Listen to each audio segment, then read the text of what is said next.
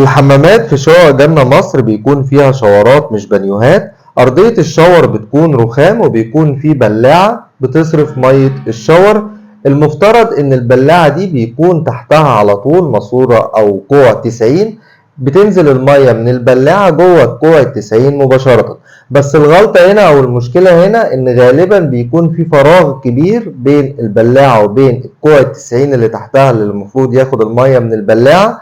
واللي بيحصل ان لما حضرتك بتستخدم الشاور نص المية اللي بتنزل جوه البلاعة ما بتنزلش اصلا جوه ماسورة الصرف او الكوع 90، بتنزل تحت الرخام وتحت السيراميك وبتوصل للمية وبتعمل رطوبة في الحوايط ورطوبة في السقف وبتسبب كوارث كبيرة جدا بعد كده، وحضرتك ما بتعرفش ايه السبب وبتفتكر في كسر في المواسير، ولكن السبب بسيط جدا بس بيعمل كوارث كبيرة جدا.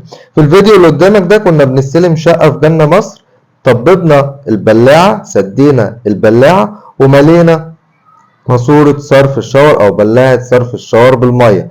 كل ما نملى الصفاية بتاعة الشاور بالمية او البلاعة بالمية بنلاقي ان المية بتنقص، ففكينا وش البلاعة زي ما انت شايف كده في الفيديو اللي اتضح لنا ان في فراغ او مسافة حوالي من 2 ل 3 سنتي بين البلاعة وبين ماسورة الصرف، والمية كانت بتتسرب من خلاله.